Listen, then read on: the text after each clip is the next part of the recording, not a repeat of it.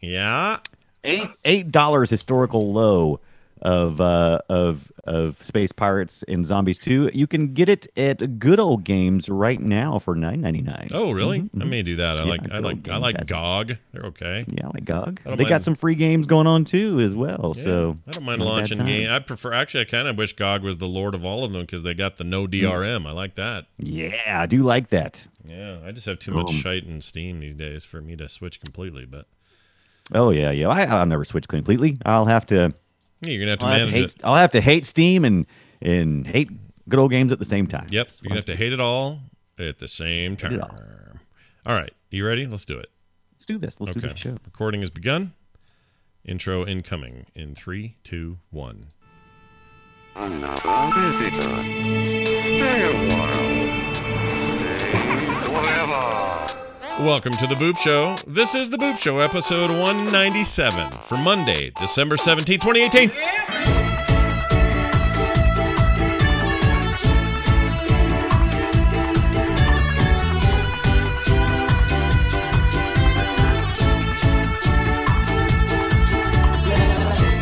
Hello, everyone, and welcome back to the Boop Show. This is the Boop Show. And it's me, Scott Johnson, Brian Dunaway, right over there. What's up, buddy? Hi, Scott. You having a good day? Good. Just trying to just trying to perfect my pre-Boop Show dance so that I can go ahead and get that copyrighted, so that when the Fortnites. Oh yeah, sell yeah, me yeah. as, When that dude from the Fresh Prince of Bel Air comes after you. Carlton. Yeah, Carlton. Carlton. So Yep, yeah, that's he's happened gonna today. get the money. I want to get paid too. You think he'll win? You think he wins that suit? I think he does, and it's gonna establish some really interesting new laws, because I mean I don't really know a lot about laws on expressive dance and how it can be trademark, copyright, that kind of thing. But you do think of him when you think of that dance, and it is part of his likeness. Oh yeah, for So sure. is a move. I think there's going to be some new wild laws. Yeah, I'm I think. interested. Well, I don't know about laws. There may be some case law already that sort of Right. addresses this. But you got him, and then you got that rapper man. I forgot who. Millie. Millie Vanilli. Is that it? Yes, Millie Vanilli. Mill.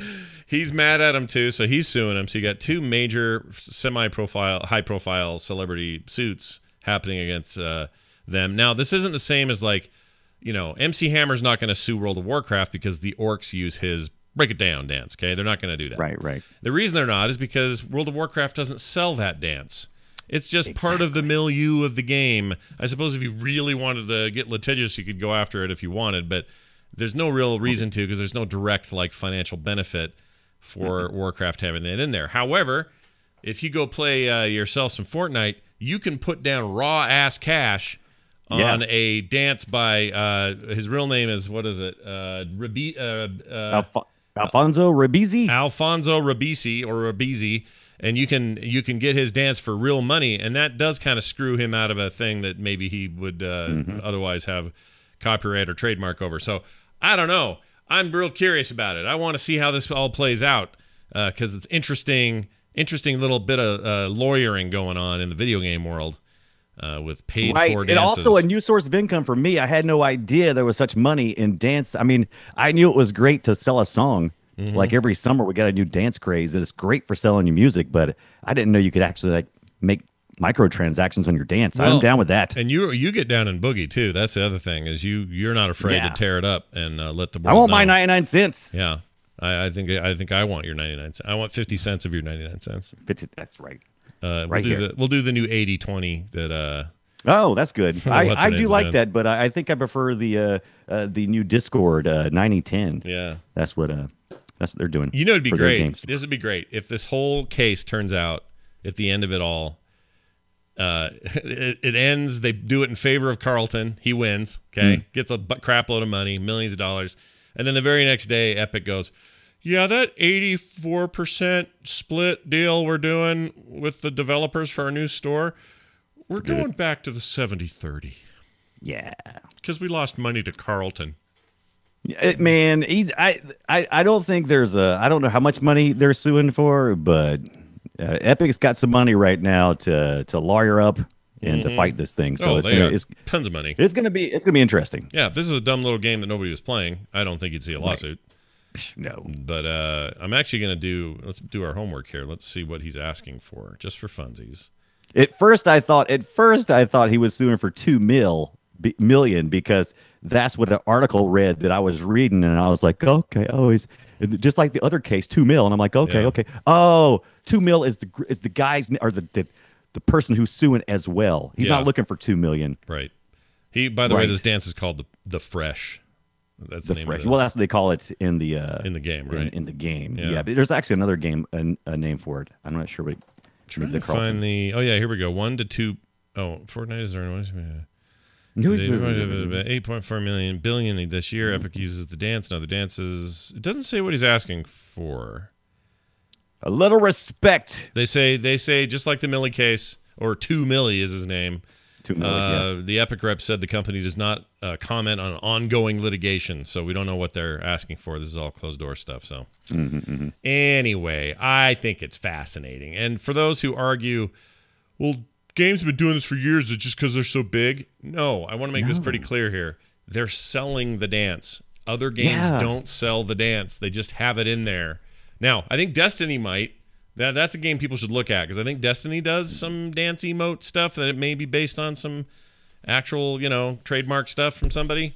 I don't know. Right. But it's fascinating. Oh, I definitely think it's well, as soon as people find out you can make money on something, everybody else is going to jump on board, and it's been real simple in the past to kind of mimic that and then sell it. But so it's gonna. I'm interested. I am locked into this news story. I can't wait to see what. Who do you think sues? Because I'm a big fan. Who do you think sues next? So You think someone else will sue? Who do you think it'll be? Oh my gosh, there's got to be Madonna's got to have a Vogue in there, right? I haven't played Fortnite in a while, but there's got to be some more stupid stuff in there. That could be Vogue. Could be who owns the Macarena? Who's got the ownership on that deal? I think that I don't know who owns that. That's a good question. Because that could be interesting. All right, let's get to some games. Let's do some games. We have a lot of games to do today. As always, we do 3 each. Now, some of you are tuning in going, but Scott, it's right before the holidays. Weren't you guys going to do your best and worst list of the games with an exhaustive list of 100 million games? No, we weren't, and not going to. But I do think maybe it'd be fun for us to say what we think our favorite 3 games of the year are. It just in passing. We don't have to defend our position. We just say what they are and move on. Okay?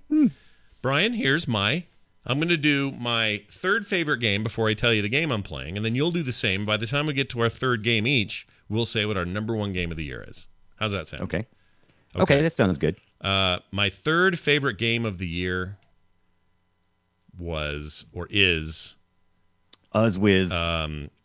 Oh my gosh, my brain just went totally dead. Hey, Dead Cells. How about it's Dead? Really? Yeah, Dead Cells is number 3 now. But no, you said earlier that it was going to be number 1. Oh no, we're doing these backwards. Hold on. Oh, it was going to be first. Okay, hold on. I gotta reassess. Let me think for a minute. Oh my gosh, you got me there. No, I'm gonna put it. I'm gonna put it number 2. So I'm gonna say my 3rd favorite of the year, 3rd favorite game of the year.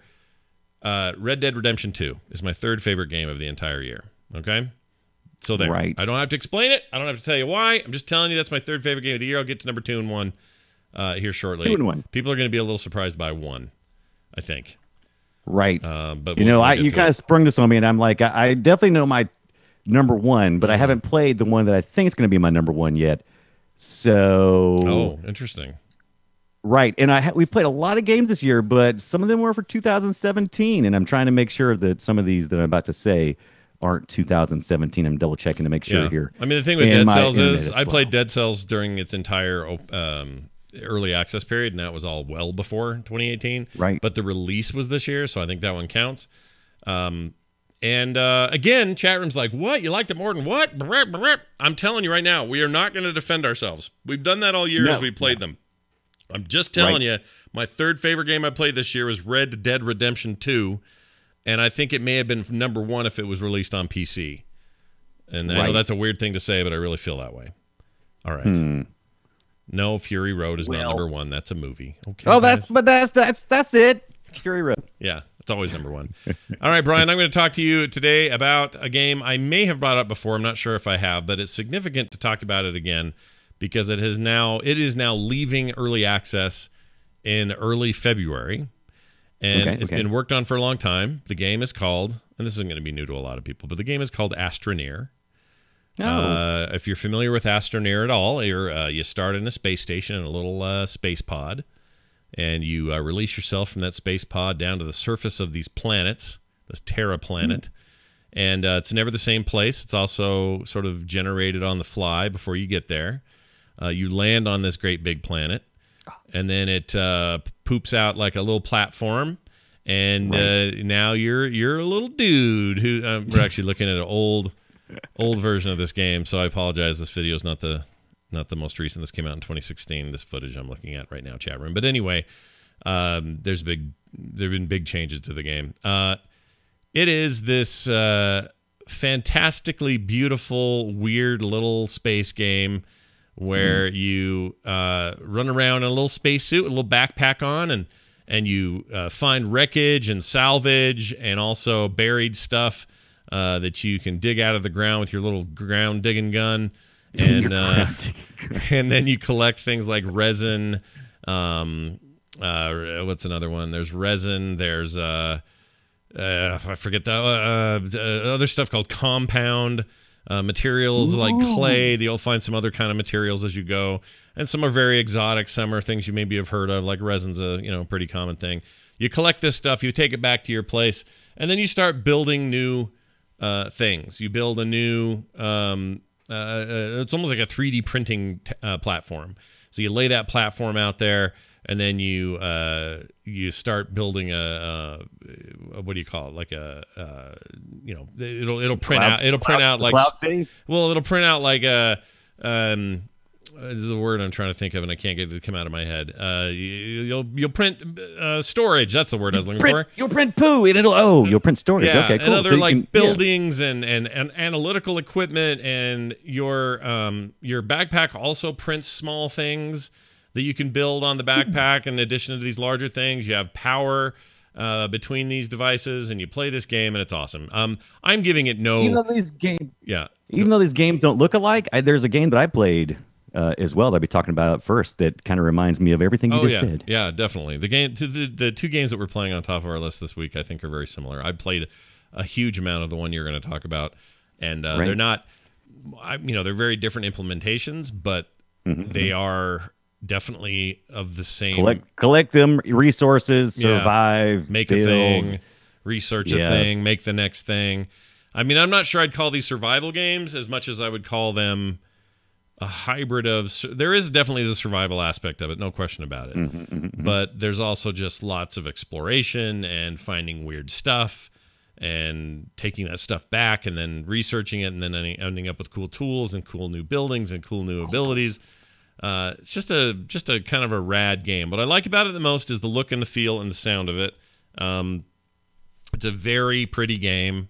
It has this like terrain deformation technology where you can just reshape everything, the ground, the mountains, everything. You can find all sorts of buried stuff that way, and you can also fill that back up and level it off so that you can still have, so you're not just a bunch of pits in this planet. You eventually can go to other planets. I've never gotten that far in the game, but when I saw that it was coming out of early access and that the final penultimate build was up, I thought, well, I should get back in and see what's up. So I did, and I forgot how much I like it. I really enjoy it. Now, a ton has changed since I played it last, like a lot.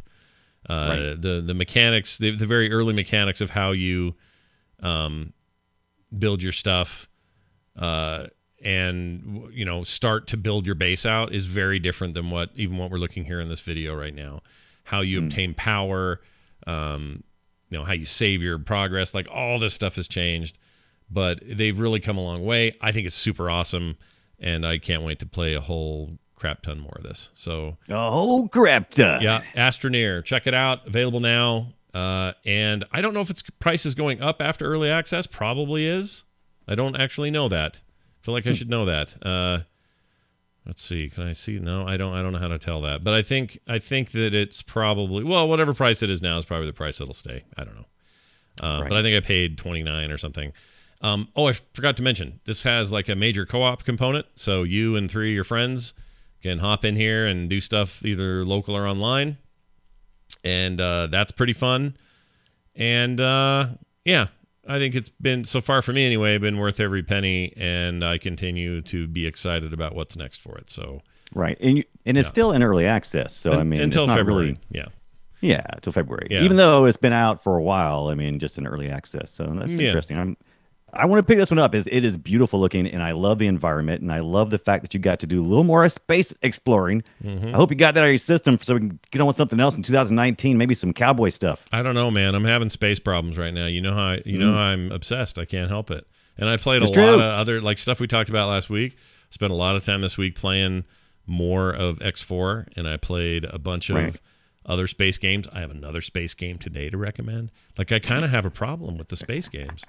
I don't know what's going on with that, but I know what's going on with that. It's a revival. It's Scott's very own little space revival. It is, and I'm enjoying it. All right.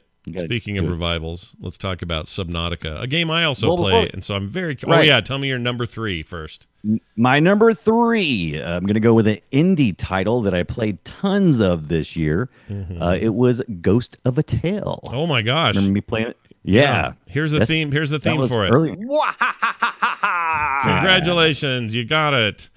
Right? Yeah. So tell me what that. Remind me. I don't remember what that is. It was when I was the little mousy minstrel, and I ran around, and I was.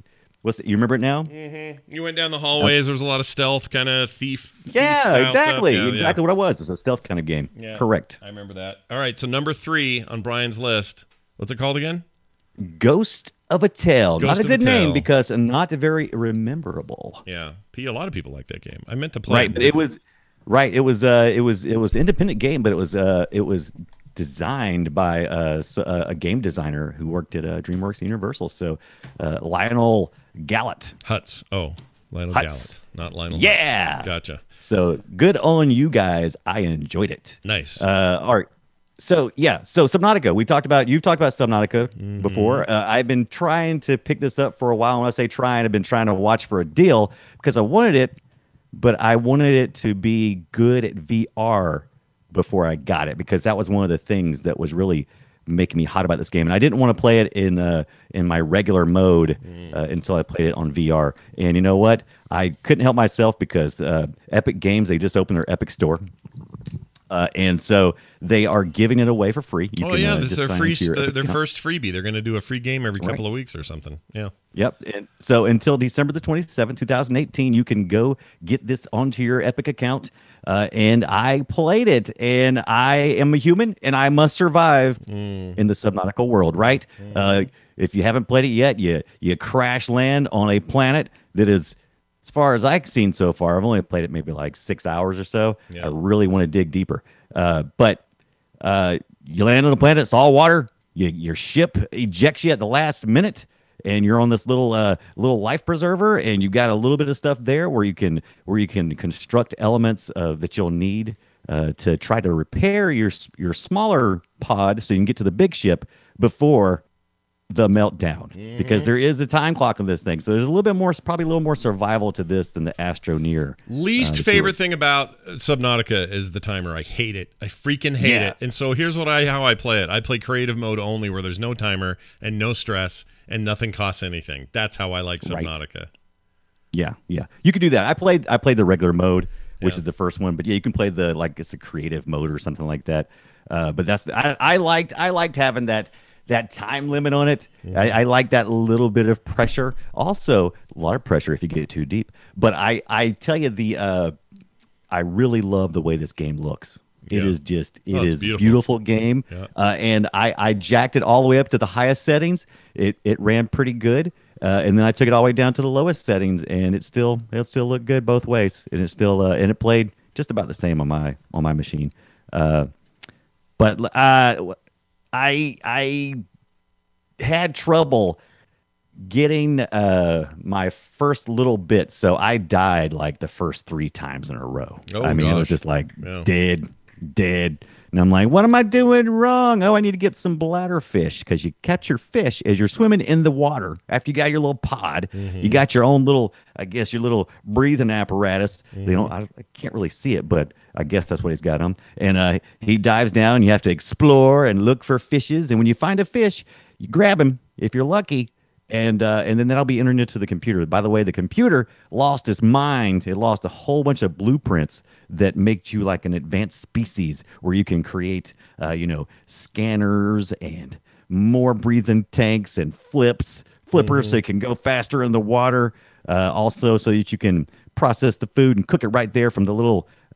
It's not really a replicator, but it is a replicator. Did they call it a replicator in the game? I don't remember, but it's like a 3D I've been watching printer. a lot of kinda. Star Trek Next Generation, so Yeah. I got replicator in the brain. It is kind of like a 3D printer type deal. Is what it reminds me of. Right. Yeah. But this game feels very VR, even when you're playing it like regular, and I can't wait to play it in VR. But I am curious how it's going to feel once I actually get in there. Am I going to get motion sick? Have you played this in VR? Yeah, mode? so I've done it in both the Rift and then non-VR. I will say that Right. I prefer it in non-VR, but that's kind of how I prefer almost everything now. Like I like a good Right. VR game, but I don't know. The thing I've learned about VR is that I don't want to spend tons of time in it. This Right. is going to vary between people, obviously. But I did play it here, and it made me feel super woozy, so I couldn't do it for very long. Yeah. Now, that was before the full release or a more recent release or something, and that may have Right. gotten better. I don't know, but I find it to be a little more my speed to just sort of play like a PC Speaking game. of speed, that was one thing I was a little concerned about, because I am enjoying the crap out of it, but I feel like I'm going very slow. It feels like every task that I need to do takes a Herculean effort to get the things done. So like catching the bladderfish, I'm like, I jump in and I'm like, okay, where's the bladderfish? I don't see him anywhere. I gotta look around for him a little bit. Meanwhile, it says your liquid's low. Gotta get some water. I'm like, I'm working. I'm getting me a bladderfish, and it's like, I know I can cook some other fish and get a little bit of hydration from that, but there's such a slow movement of getting anywhere. It took me like almost 2 hours just to make a scanner, like a little scan gun, so you can go and start collecting other parts and things. While I had fun the entire time I was doing it, I became very aware that I was spending a lot of time not doing a whole lot. Yeah, it's all these games are that way for me. In fact, Right. even the one I talked about, Astroneers, there's a bit of that because you don't really know what you're supposed to do. Right. All the time, and because there's no hand holding, and I think that's what people like about these games is they're not, you have to kind of figure it out, Right. and there's a lot of figuring it out in this game. And maybe that's just what's wrong. Well, okay, so me and Scott may have a different problem than maybe a lot of gamers, and that's that we're trying to review 3 games every week, and lots of times I'm like, wow, I just spent 6 hours in Subnautica. What did I really do? I made my scanner. I've got some flips. I got a knife, and I'm like, wow, that wasn't much progress. How am I going to review this game when the depth of it is so deep? I'm curious how long to beat. I'm sure it's like, I guess it's also probably based on what way you're playing it. Yeah, Like, you probably if you're played- playing you play survival, creative. when I play creative Right. mode creative mode, it would take till the end of time for me to finish playing it. Like there's no Right. limit at all. So you just build, screw around forever, make a submarine, go across the ocean, do more building, like build a giant base. I mean, you can do anything. No, in it's creative not. mode. But I guess maybe it looked more daunting than it actually is. It looks like main plus extras is about 41 hours, which Well, is that's not bad. not bad. It's not as bad as I thought it was. Maybe it like snowballs once you get to a certain point. Maybe it goes a little faster. Yeah, it's a trip. It's one of those games that visually is striking. The minute you pop out of Right. your pod that first time and see see this planet just covered in water, it's really something else. It is. And there is a feeling of isolation, of being out in the middle of nowhere. The underwater stuff is detailed and crazy. The above surface stuff is just as crazy. Like the alien life you run into is super weird. It's a really cool game. It's one of my more favorite takes on this survival stuff. But I'm really grateful they put a creative mode, because that's how I prefer to play these games. And not all of Right. them. Some of them I'm down for whatever the challenge is. But most of the time where I got to feed myself constantly and all that, I hate that. I don't want to do Yeah. that. And they have, so exactly they what I have was thinking levels when of I that, was right? Don't they have playing it. levels of it? So you can go full survival. Then they got like Yeah. no eating required, but everything else is still hard. Or like they have different levels, I think, of how you can start. They your game. do. That's when you first start out, you get to choose what type of mode you want. I just went with the first one. I figured that would be my best survival.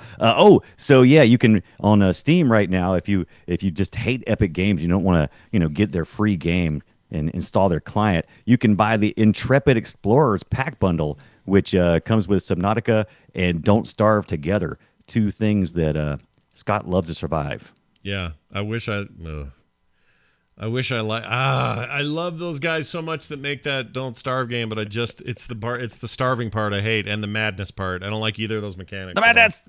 I love the madness. Yeah, I don't like it. Not a fan. All right, my number two game of the year. You ready for this? I'm ready for it. Here's my theme for it. Okay, my number 2 game of the year for the year of 2018 is Dead Cells. That's number 2. Okay. People are going to be surprised my number 1 is.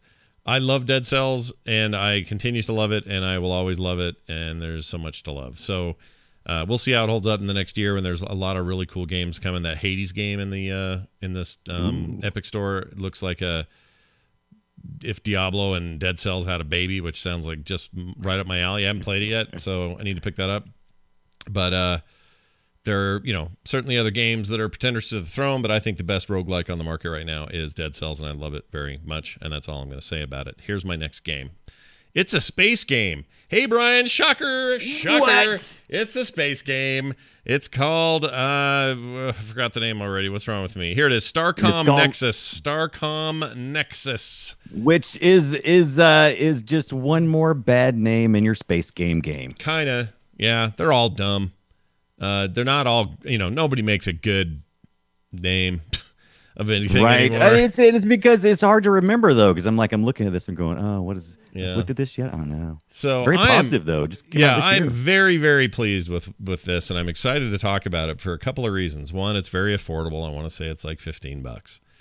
But secondly, it is a single developer, and I don't mean he's not married. I mean he's one dude, and he's built a beautiful top-down space exploration, trade, mine sort of thing, the stuff I love. Right. It's a little more RPG-ish because you talk to a lot of NPCs, you get a lot of quests from them. It's there's a little more story happening than in some of these more sandboxy kind of games, and I think I like that. I like a little bit of that, and this game's got that. One thing I really like about it, and if you're seeing the video, Brian, the chat room is certainly looking at it. It's a gorgeous, beautiful game. Even though it's top down and 2D, they've not spared, shine and polish. They've spared no expense. Yeah, it looks nice. The planets are all beautifully rendered and rotate, and you feel like you're in space just looking at it from a top down perspective. So yes, it's technically a 2-dimensional game. Effectively it's a 2-dimensional game, but it's assets in it and stuff. There's plenty of 3D going on, and it's just a beautiful game. You hit the sun, you pass through the sun area in one of the systems, and the sun just creates these great lens flares that are just really make it feel like the world's alive and awesome. And you can fight, you can shoot. It shoots a little bit like, it reminds me of playing like Asteroids or something. Little ship blowing up some asteroids to get out of your way, that sort of thing.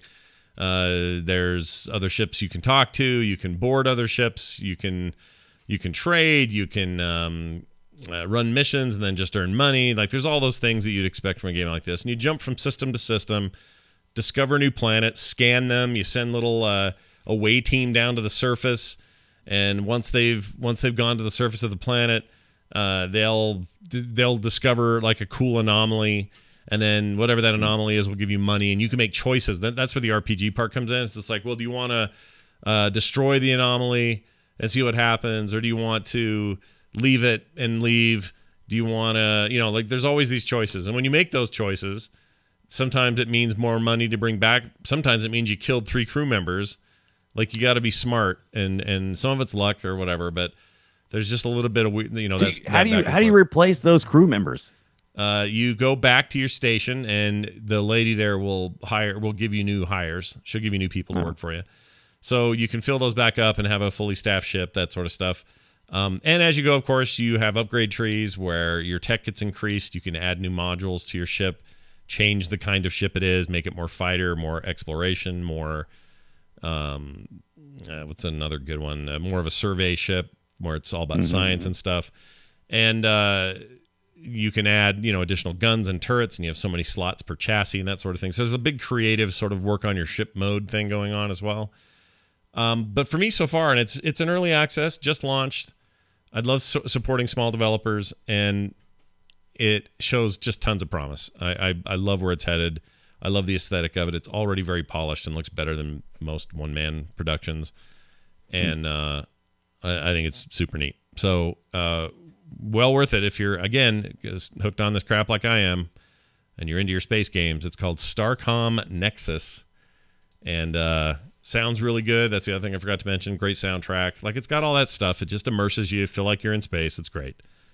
You're in space. Yeah. So it's real good. Check it out. Starcom Nexus. Brian, your number 2 game. Well, this one kind of came in just recently. This week, Subnautica would be my second game. Oh, because of geez. this. I usually play them and dump them.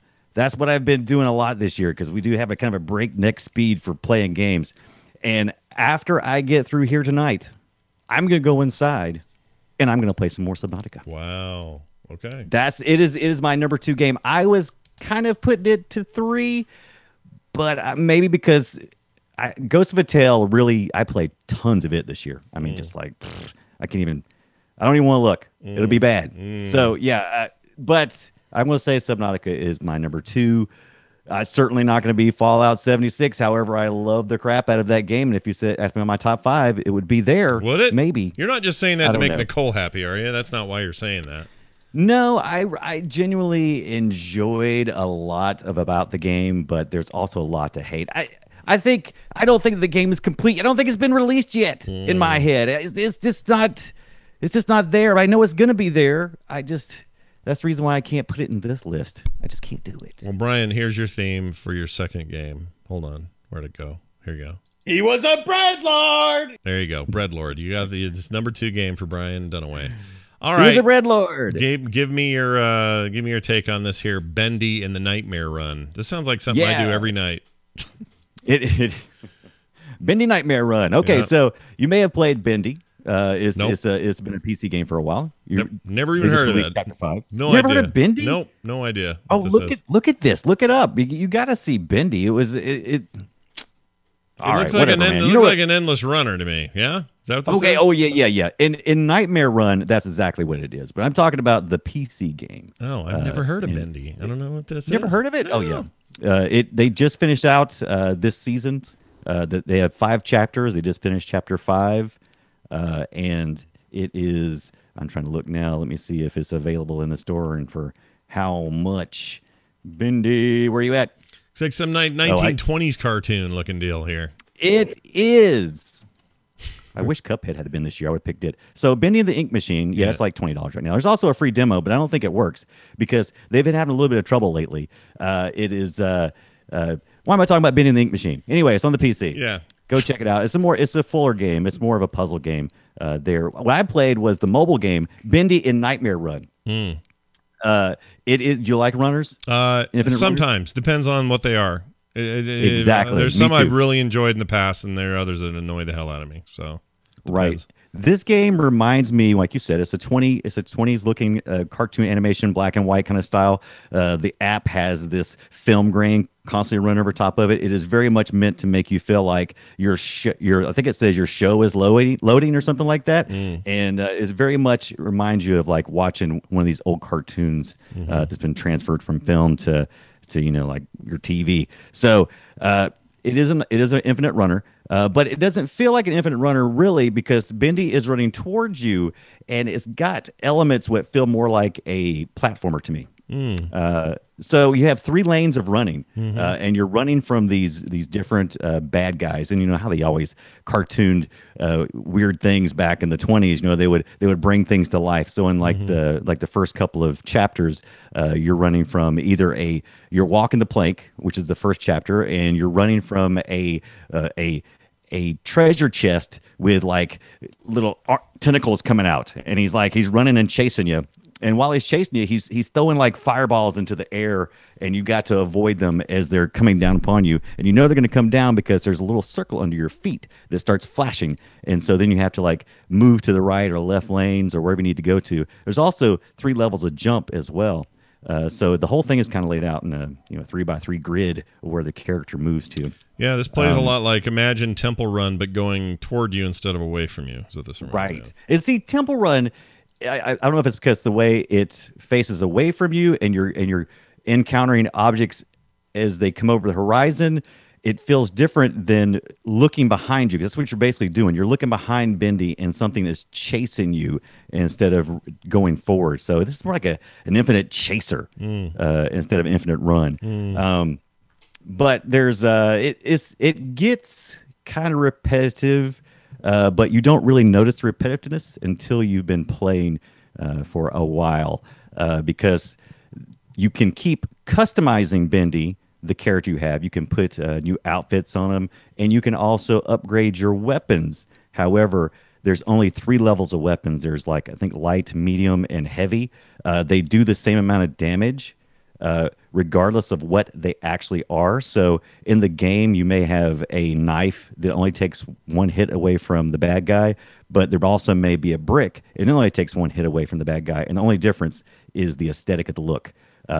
And you can buy different weapons from those pools with bacon soup. That's right, because you're collecting bacon soup. Right. Bendy's collecting bacon soup, and that's what you're doing this entire infinite run. You're trying to collect those, avoid being hit by the bad guy, which the ones I've played so far has been the treasure chest and has been the taxi cab.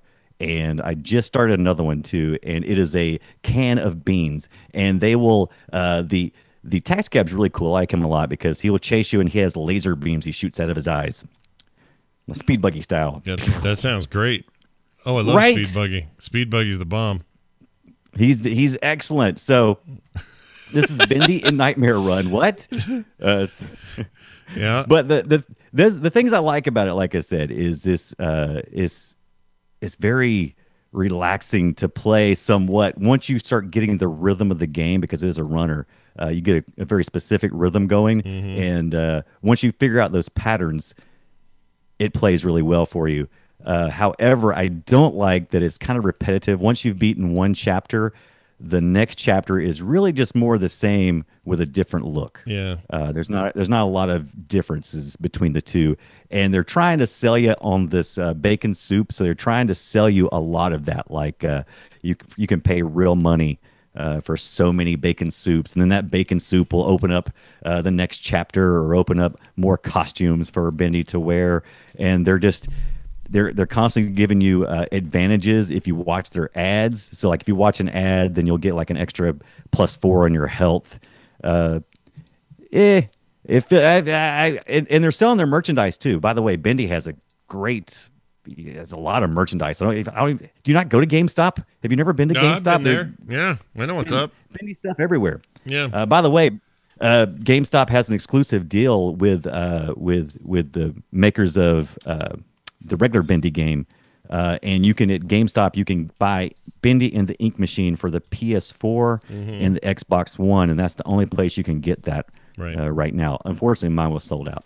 My GameStop, but Bendy Nightmare Run, a lot of fun. I've had at least a week's worth of fun. I'm not going to feel bad about putting this game down after a week, but I have had a hella lot of fun. Well, as long as it's fun, it doesn't have to be fun forever. As long as it's a good time for however long you want to play it. That's fine. And there is once you get to the end of each chapter, there is what's called a nightmare mode, and it's infinite, truly, because it will every time you kill the boss, another one respawns. Yeah, and so you just keep going, and it gets really fast. It picks up the speed a lot. Well, it looks cool. I like the style of it, and I'm going to give it a shot. I just downloaded it. Yeah, I just downloaded it. I'll check that out later. Bendy. What if can he buy a straw with a soup, like a straw, and then he can be Bendy Straw? No? Bendy Straw, no, he can't. Damn it. I wish he could. Oh, that's too bad. But there is a lot of merchandise. Every time you unlock a certain area, every time you finish an act, or might be just every chapter, they'll also fill up a little thing like, we'll give you a deal on this shirt, which represents things from this chapter you just played. Isn't that great? And you're like, I guess so, Bendy. But I really wish that if they would keep adding on to this game, I would love this game. I would put money into this game. I'm just not willing to put money into something that I know is just going to be, I'm going to get bored with. Why is it called Bendy, by the way? What's his? That's a good question. I've never really thought about it, but he reminds me of just like a little. He looks like a little bendy figure, you know, like the little, little PVC. What is little characters like you'd see? Yeah, that's a good question. Why do they call him Bendy? Doesn't seem to bend. He just seems to run. That's it.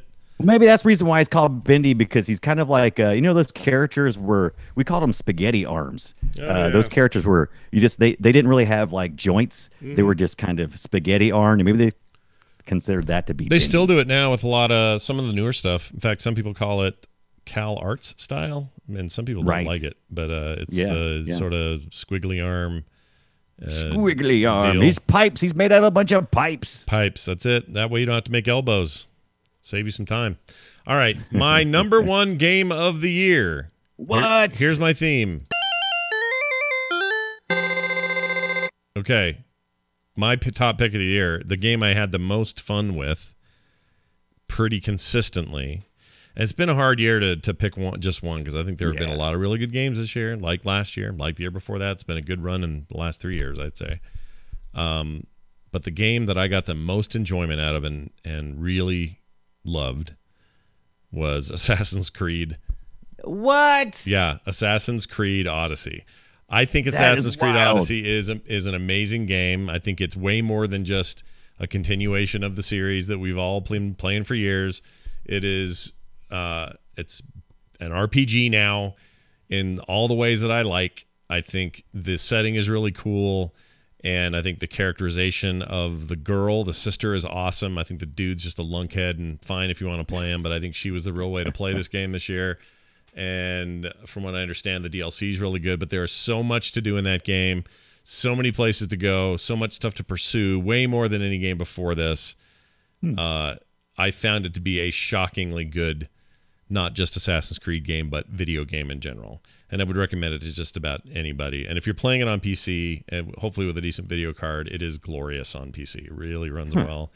And I can't say enough about it. So that is my top three of the year. Number 3, you got your Red Dead Redemption. That's the one I thought would be number 1, to be honest, because like, you know, Red Dead's my favorite thing in the history of ever. I think Red Dead is amazing. I think that it's a little overbearing for its own good, and that could change with time as they patch and tweak and do some things. But right now, it's so slavishly interested in being a perfect simulation of Old West life that I think they miss some of the moment-to-moment fun they could be having with it. And instead, you feel like you're going through a lot of motions that take forever to complete, and it's not as good as it could be. But it's still number 3. It's still pretty hot. Right. Dead Cells number 2, and then this. Those are my 3 things I had the most fun playing this year. Spider-Man, real close. God of War, super close. Those guys are right up in they're in the top 5, no question. But we're just talking top 3 here. The places I spend the most money, had the most fun, were those games. And maybe I'll make maybe we'll do a blog list or something, and then we can just go crazy with all our lists. But that's the one. Okay, on to my final game, which is old.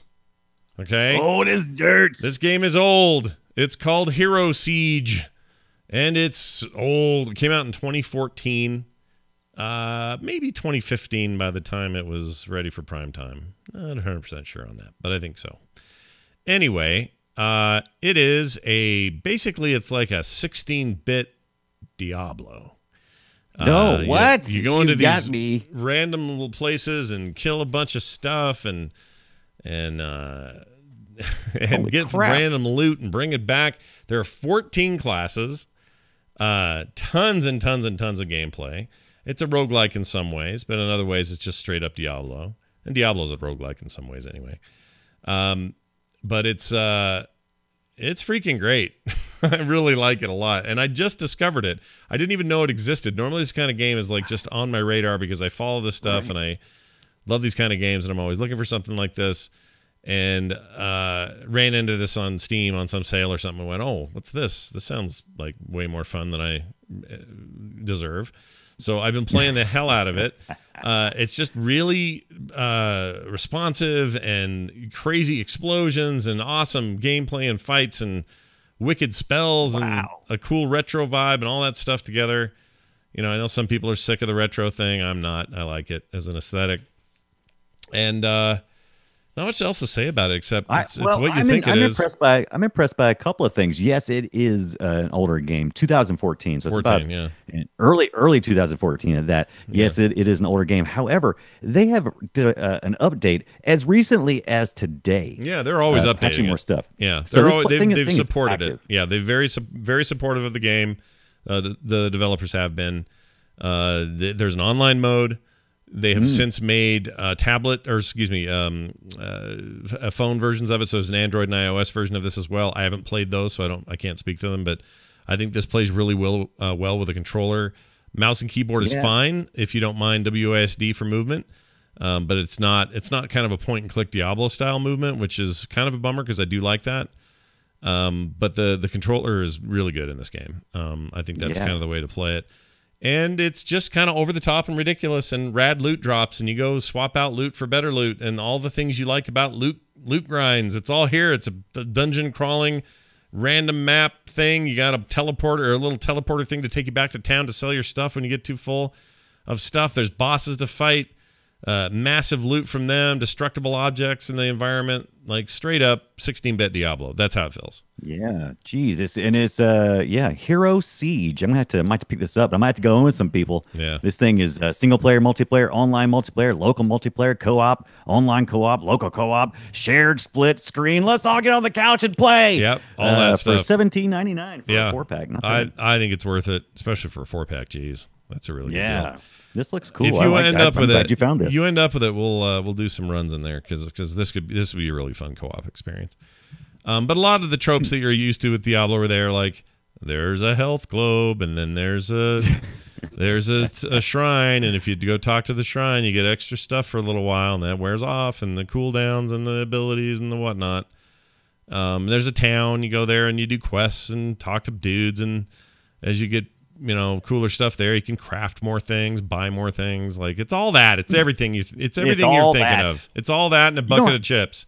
Yeah, you don't have to sell me anymore. I'm getting this one. As the chat room says, it's Looty and the Blowfish. That's right, Looty and the Blowfish. That's a pretty good name. Maybe I have to call the show that today. That's Hero Siege. It's old, but I think worth it. Oh, there's a dungeon, chat room. Look at this. So there's a good example of a dungeon. You have a map, so you can look at that anytime you want. Look at your map. Look at it. There's no fog of war sort of thing, except for whatever you can't see on the outside of your view of the map. Oh, see, there's an elite. He's going to fight that spider, and that spider's going to drop some loot. Oh, and he's doing that Diablo thing where he puts down these arcane lasers that you're going to touch your butt, and you got to get out of there. It's a good time. Just a fun, stupid time. Yeah, and it's just made well, and I don't know. I feel like these guys, they deserve some credit for kind of a rad game. So anyway, go spend. I hate that we took so long to find it. Jeez, why didn't you tell us? I know. I feel bad that. Well, like I say, I've only recently been really playing it, right? But because I discovered it so late. But that's the only bummer I have about it is that it took me this long to find it because it's so up my alley. Like this is exactly what I would normally. I'd have been playing this since 2014 if I knew it was here. So no doubt. Yeah. So you want to hear my number one favorite game? I'm ready. Hold on, we need a theme for this. You ready? Right. Here's your theme. It's very Christmassy too. Here you go. Every time a bell rings, an angel gets his wings. Okay, the number one pick from Brian Dunaway for 2018 Brian Dunaway Game of the Year goes to Fortnite. It's not Fortnite. Okay, no, it's not Fortnite. Please, no. Well, I mean, it's a no-brainer for me. I played the crap out of this game, and I never lost my love for it, but I haven't played a few games that I thought would rival it, such as Red Dead Redemption 2. I did play. I played a fair amount of Fallout 76, but God of War, absolutely my game that I put the most time into. I completed it, and I kept on going and kept on getting more and more. But I'm a story-driven guy. You know that about me. I love just sitting and listening to Christopher Judge just go on the story. He's awesome. And just it was just so good. It was such a full experience for me.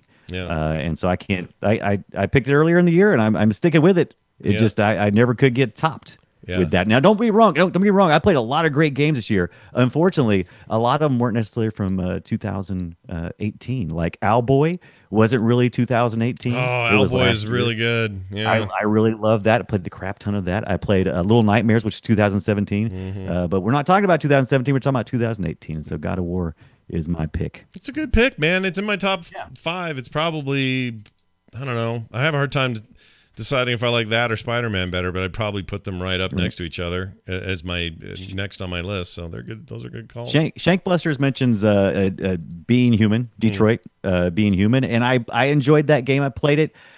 I got a little bit. I don't know. He's saying he's betting on it, but I think it was what he's kind of saying is that game totally underperformed. Nobody enjoyed it like they thought they would. I enjoyed it, and I did like the story, but it was a little too on rails for me to make it really my game of the year. I enjoyed it. Don't get me wrong. I had a great time. Great time. Yeah. Well, for now, it's old man Kratos and the boy.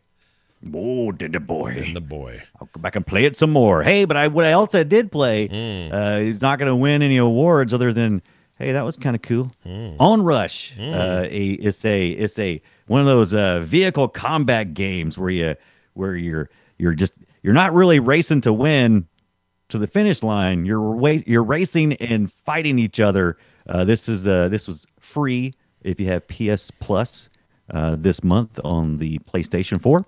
And I hopped in and I had fun combating other people. A few too many reminds me of some of the race games where there's like too many intro screens. You just like, I want to race. Yeah. Please stop making me look at all these intro The thing screens. about this game is my understanding, and I haven't played it yet, and I didn't realize it was PS Plus free. I need to go get it. Is it still? So it's December's, right? It's December's, correct. It is December's game. I'm going to go get it, but you're not really racing. It's more like combat, and you're trying to take out certain competitors, and then you're still racing, but it's not the same as just racing, right? No, you're only racing in the fact that you're trying to catch up with the pack, because this is usually it's split into teams. So you got an orange and a blue team, and then a whole bunch of just random AI characters that you can hit and destroy, which builds up your power source. Once you build your power up to a certain level, then you can unleash onto the others, and you can ram people and knock them out for a second, and then of course they can respawn right back into the game, and they're already caught up with you as soon as they're respawned into the game. It's fun, but it's not a lot of depth to it. But it's just one of those games where you can just kind of veg out and just kind of get your little rhythm going. And once you get your rhythm, it all feels good, and it feels like you're really doing something. You're blowing stuff up, and you're knocking people off, and and my favorite car, because each of the cars has different ways for you to build up your rush, and my favorite one is the one that allows you to weave in and out and come close calls. So if you have like a whole bunch of close calls, you can build up your energy bar really quick and then unleash it. And I like those because I'm always almost running into stuff anyway, so it kind of plays to my strengths. There was a bunch of talk early on about them wanting to create a esports experience with this and some competitive opportunity. I don't know if any of that came to fruition, or if there was even a PC version planned for that part of the market or not. It's ex-developers of, I forgot the name of the game.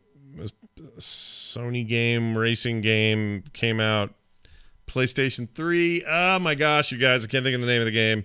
But it's some of those guys, a couple of the guys that worked on the Burnout series. The was it Drive Club? No, not Drive Club. Oh my gosh, it was mostly out in the dirt. Shite. It was a very big deal. Sony was really pushing it. It was supposed to be Sony's big hot driving thing. It did okay. Oh, what's that? Not it did. This chat saying Crew, but it's not. Motorstorm. That's it. Motorstorm. Motorstorm. It's some of those guys. This is like their, this is them taking what they learned and making a new cool thing out of it. So I'm gonna go get this after the show today. I'm gonna grab it. Absolutely, you should. It's a great mechanic. It's a great game. Just pick it up and play. Have fun.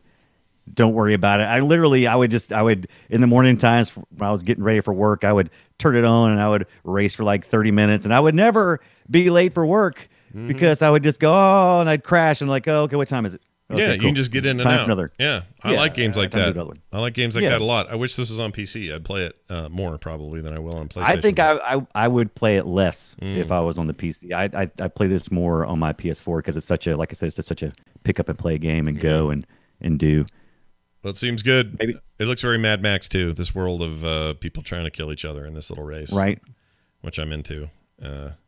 Oh yeah, look at this. Oh, look at that. Oh, Yeah, look, it looks pretty Onrush. silky. Oh, 60 frames per looking second. good. It's looking Oh. sweet. All right. Yeah, that's another thing I liked about this. One of the things I did like about this game, you can choose to either visually enhance the game and it'll knock it down to 30 frames per second, or you can choose for a smoother run at 60 frames per second if you kind of scale it down. I chose the 60 frames per second, which is what I prefer because I feel like I would get a better response. Because even when it's all the way ratcheted up, it looks okay, but it's not. It doesn't have that Right. that car effect where you're like, oh, look how the car is so shiny. We're riding through, night cities and it's raining and that kind of stuff. You don't have that much. It's No, just always kind go of frame rate over Yeah. quality or a visual especially when racing. detail. Thing is, that's why I want a PC version. You probably won't have to do that. You just freaking work. Right. Because if you got a decent card, you'll be fine. All right, that's awesome. I want this game. I'm gonna go get it right after the show. Ladies and gentlemen, it's now time for Guess My Game.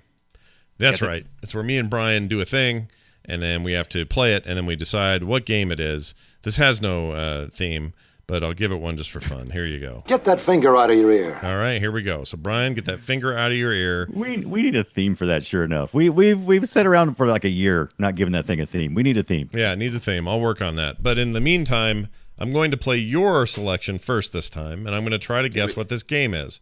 So, Brian sent me audio. Here it is. Let's see if I can figure it out.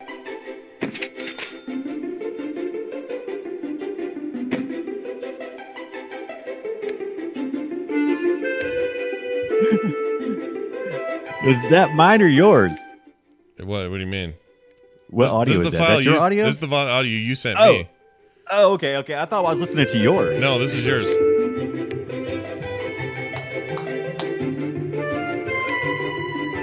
I have no idea. I can hear the cash register. It sounds like something I feel like I've heard that a million times. Oh, you have played this a million times. Trust me, you have played this so much it makes you nauseous to think about the number of hours you wasted on this. This isn't a Sims game, is it?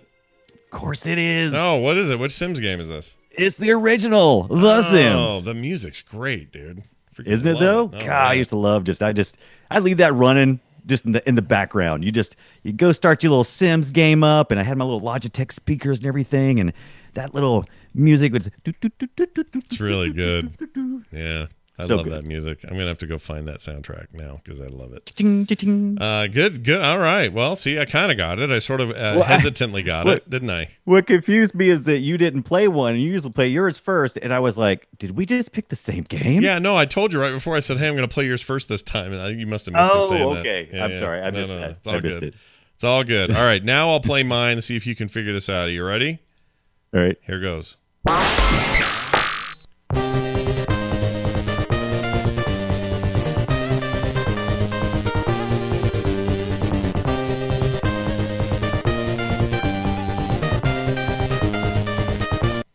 Okay, here's the actual Kinda gameplay.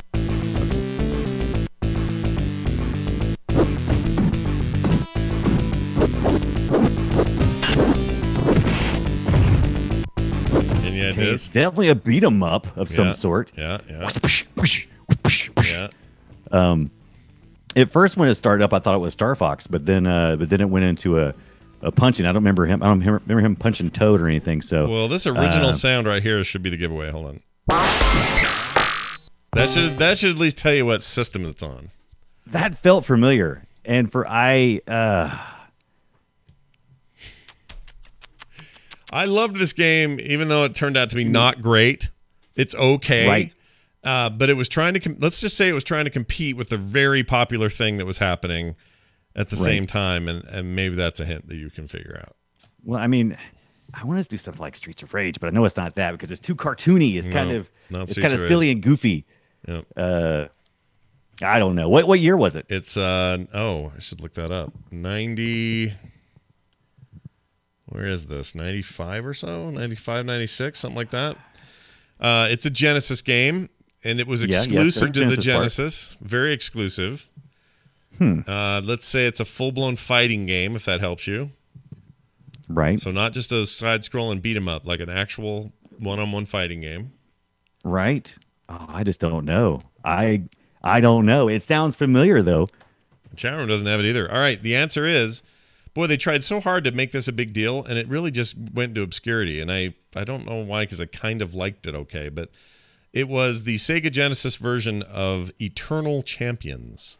Oh, Eternal Champions. Eternal Champions, which was supposed to compete with Street Fighter. That was definitely an exclusive for that, yeah. It was supposed to be a Street Fighter competitor, which was already on the Genesis also, and of course Super NES. But it never reached levels that Street Fighter did, not even close. But I bought it because I thought it seemed cool, and I was excited for something new and different that wasn't just another Street Fighter full-on ripoff.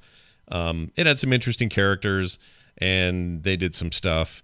But it's all right. It wasn't anything special. I never played this in the original, but I have a little handheld Sega knockoff thing that I bought years ago, and it was on there. And it didn't sound nothing like the way yours sounded. Yours sounded like the full Sega Genesis sound chip. Mine sounds more like cash register or something. I know it's bad. Yeah. It's I mean, the Genesis sound chip wasn't that great anyway, but there was a Sega CD version. Chat room points out that's true. The graphics were identical. They just had a better soundtrack, and it was right. I didn't play that one, even though I had a CD. I think what happened for me is the game never really took off in popularity, and I just didn't care that much. They also just didn't go far enough in things like vocalizations and personality for the characters. It was probably, I mean, if I had to give it Shankbuster in the chat gives it a 7 out of 10. I'd give it like a 6 out of 10. Wow. I would have thought lower. So underwhelmed is what you would have written on your little review. I mean, I had fun with it. Me and my brother-in-law played it till the wee hours of the night, but we had just as much fun with Street Fighter. So I don't know if it's for anybody, but we thought it was cool at the time. I see some people were guessing Battletoads. That would have been a good guess. Yeah. Dirty Chodes. What? Oh, Battletoads. Yeah. Battletoads. I forgot about that game. Yeah, Battletoads was great for the day. I think at the time. All right. Well, there's Guess Your Game, and we've all done well. Battletoads 2018 announcement. What? Shut up! I don't even want to know about that.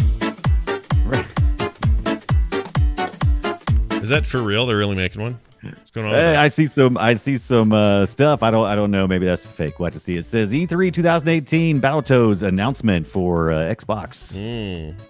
All right. Hey, Tondergo says, does the Sega Collection on Steam have Eternal Champions in it? Is that part of that? I have to pick that up. It might be. I have a lot of love for my Genesis era stuff. I used to be really into it. I do too. I still got a Sega Genesis. I do too somewhere. I don't know where it is though. All right. We're going to talk about today's news story. Super Smash Bros. Ultimate is Charles Martinet's 100th credit as Mario. Bing, bing, bing, bing, bing, bing. That's right, everybody. It's a him. He's Charles Martinet, the long storied voice of Mario for almost 25 years now. Got more than just a certificate from the Guinness Book of World Records. They made up a category just so they could honor him. His voice in Super Smash Bros. Ultimate is officially the 100th time he's performed in a video game as Nintendo's frontman. And yes, that is a record. Nolan North, by comparison, would have to star in 94 more Uncharted's as Nathan Drake or 95 other Assassin's Creeds as Desmond Miles to break Martinet's hold on the mark. He's been in 6 games as each. Let's be fair. That wasn't a real apples oranges kind of comparison because there's not a lot that Mario says as compared to what Nathan Drake usually blurbers out. Blurbles, yeah. Yeah, blurbles. No, you're not wrong. I mean, the way I look at it is, it's more of an achievement for Nintendo if you think about it, and it's cool that Nintendo has just always hired him for all the time he's had a voice, but Nintendo has really gotten a lot out of Mario, and it just so happens that Charles Martinet got to be the voice for all this time. So, congratulations to him and everyone involved, and to the original Jumpman who became Mario and now has 100 voiced credits. Like, that's the other thing. This is 100 times Mario's had a voice. Yeah. since how many years? 25 years ago.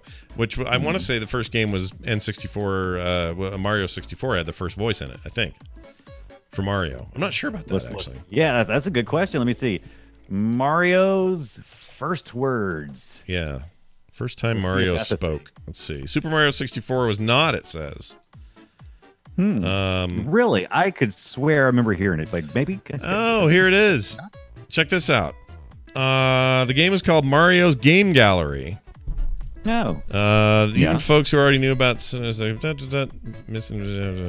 conjured up mental image of it. Okay, I'm trying to read ahead here. It's really hard to find accurate information about these games. Okay, Mario teaches typing. Sorry, never heard of that either. Hotel Mario, the ill-fated CDI. Oh, some of that CDI stuff. I forgot about that. Do those count? The first one though, according to this, was was Mario's Game Gallery, and it was like some kind of CDI thing. Right. Weird. All right. Checkers, Go Fish, Dominoes, Backgammon. Yeah, here's some of their stuff. Hold on. Mario is the top. No. Was No. work. Nope. So why hasn't this game been talked about much? Okay, I don't want to hear YouTube Man talk about it. I'm sure he's great. I just don't have. Oh, time. he's fantastic. He's my favorite. Yeah, he's real good. Hey, check it out. We got emails. An email here from a listener named This guy's name is Rutherford B. Hey Hey. I love it. It's the best name we've ever gotten. Rutherford B. Hey Hey. He says this. What do you guys think of games that borrow from other games to make new games? Is this stealing or is it an honor? What should they say when they put out statements about their game? Curious what you think. Signed, Rutherford B. Hey Hey. Hey, hey. So yeah. How do you feel? Okay, so what do I think about it? Okay, Yeah. so this has been going on for a while. There's lots of times games will start out as mods, and then they'll take it to a certain extent. Now, if you're talking about a direct competitor who is creating a game, so like PUBG, you could say that Fortnite came along, and there's this lawsuit going on with PUBG and Fortnite. So what do I feel about the borrowing? Well, the thing is, I think at a certain point you have to accept that there's a difference between stealing a game mechanic versus stealing wholesale. You know what I mean? Like stealing the actual heart of the game. I think that these battle royale games, all of them, I mean, they weren't necessarily the very first. It's a different take. And how close did you get? How much did you steal? It's never an honor. Yeah, it's an iterative process. It's kind of like should Blizzard be held to account for Warcraft basically being lifted conceptually anyway from the Warhammer universe, and should they also be held accountable for lifting the basic mechanics of the original Dune and Dune 2000 games, which were kind of the first RTSs ever made? Like, I don't know. Like, should EverQuest be continually pissed that World of Warcraft did that? And you can look at a million other genres. I'm just using them as the example. I think that mechanics in games are iterative, and I'm glad that they can't be locked down by copyright, because we would never have any new video games. I like that people can see something and go, ooh, that mechanic right there is perfect for this thing we're going to do. Or that innovation is going to lead to us being able to have a bigger open world, or whatever it is.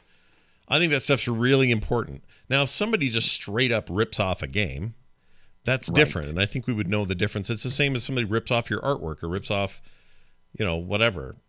It's like reskinning somebody else's work. It's not the same. I definitely never feel like it's an honor. Now, I've heard people say that. Shouldn't you be, isn't that like the sincerest form of flattery? Well, it's like, that's what people say. Not when it's your business. Right. Not when there's money involved. But not when there's money involved. Chat room says like stealing Diablo from that game you showed earlier.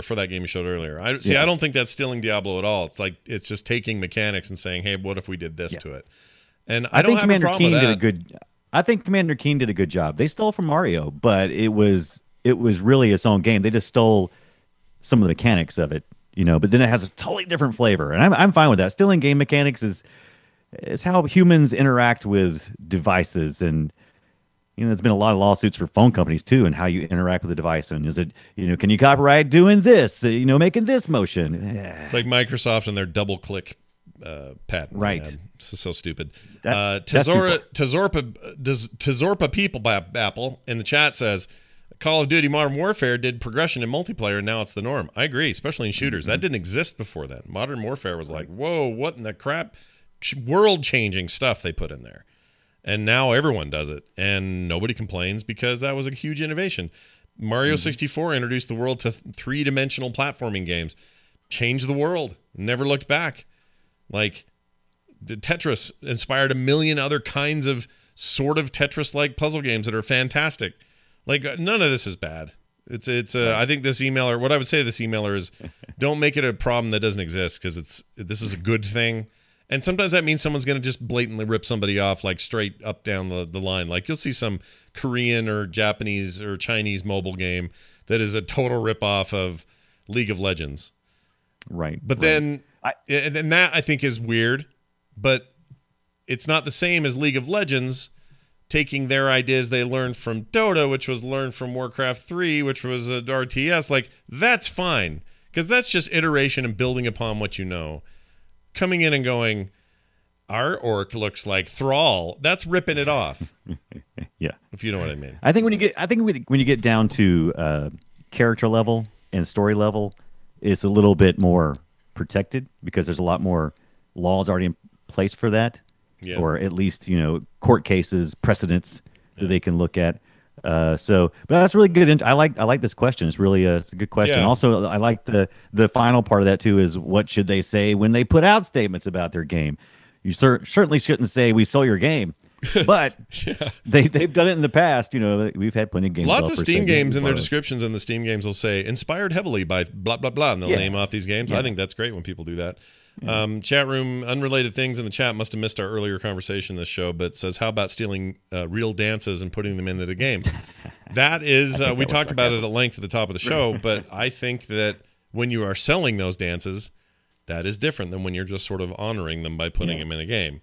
That happens all the time. Countless games have dances in them that have come up from, come out of the real world, but nobody's charging for them until this new weird world we live in with like cosmetics and dances and emotes. So I do think that they probably have a case there where those guys can get compensated for their work. Right. I think, and I mean, like, once again, it boils down to, are you stealing someone's image or character that they've developed? And then it becomes, that's a little, I think it's a little more defensible as far as them being able to get satisfaction. It'd be funny is if, what's his name again that has the dance in Fresh Prince? What's the guy's name or the character? Carlton. Alfonso? Yeah, Carlton's character. Wouldn't it be funny if Carlton learned that dance from some dude on set who will now hear about Carlton getting it? I've been waiting for that. Yeah. I've been waiting for the shoe to drop, because I guarantee you there's somebody that's even older than him that's going to go, oh, I did it, because Michael Jackson wasn't the first person to do the moonwalk. No, all right. What if Will Smith suddenly pops out of the nowhere and goes, yo, I taught Carlton that dance. I'm suing you for the thing, and then I'm going to sue Carlton for claiming it was his. Right. It's what you do. Yeah. It's what you do. Whenever there's money involved, somebody's going to come a-knocking. Yeah, and I'm not going to defend Epic on this. I think that they should pay them. Like, if you're going to sell those dances, you should pay for those dances. If you're just going to have them in the game for funsies and give them away, who cares? That's like me making a GIF of Carlton doing his thing and using it on Twitter. I'm not making any money off of it. Nope. So there you go. Someone in 1920 invented it. You're probably right, the Wraith 88 or 86. That Carlton dance is probably the Charlton dance, or the whatever that was called. What was that called? There was an old 20s flapper dance. Yeah. Charleston? Charleston. Right? Is it the same? Flapper dance. I don't know. Look at me doing dances like that. Look at me. I got no rhythm. It's going great. It's going great. It's going real good. All right, that's going to do it for the show. By the way, boopshow@gmail.com is the email address that Rutherford B. Hey sent his email into, and you can be like him. And good luck, competing with that name, everybody. That guy rocks. Frogpants.com/BOOP is our website. That's Boop. Frogpants.com/Boop if you're looking for links to stuff, old episodes, stuff on YouTube, all that stuff's right there at frogpants.com/BOOP. And boopshow@gmail.com, so you can send your email address, or your email questions, rather, just like Rutherford B. Hey did. And if you're looking for us on Twitter, we're at BoopShow, at The Brian Dunaway, and at Scott Johnson. Find our Reddit at boopshow.reddit.com. And a reminder, because next week is Christmas Eve, and the week after that is New Year's Eve, there will not be Boop Shows for 2 weeks. We're taking the holidays off, okay? That's just how it is. And then you and I will come back the next time The next time. In the next year. Next time. And- January. Yeah, in 2019, and blow everybody's mind with incredible can't content, wait. mind-blowing entertainment. It's going to be great. And Brian, of course, this will be the first show of the year. The expectations will be, what are you looking forward to in 2019? yeah, that's my thinking. It's exciting times we live in. And Brian and I are right here just to bring it all to you on a big fat plate full of extra goodies you can jam down your hole. All right. That's for some reason Tom Merritt's in the chat room. He never comes in. He is. He's waiting on the cord killers. He's waiting on you to get through so he can say, Scott, you want to be on the cord killers again? No, probably not. Scott, that's I have a thing I have to go do. They didn't invite me. They have to give me more warning than that. However, Happy Boop Year. I'm happy that they'll be able to do that because that's a great show. You guys should stick around and watch that because it's a fantastic. Oh, he says hi, Brian, to you. Hi, Tom. Yeah, Tom Merritt, the world's internet maven, Tom Merritt, everybody. All right, I think that's going to do it for us. If you're looking for more of this show, like we said, we'll be back the first non-holiday week of the year. Okay, and we're looking forward to it. That's going to be a good time for all of us. Brian, anything else you'd like to say before we go? I hope you have a Merry Christmas. I hope you get all the cool tech and game stuff for the Christmas. Me too, and man. Me you, too. the listener. Yeah, I agree with you. That's going to do it for us. Thank you all for watching, listening, and being here. We'll see you next time.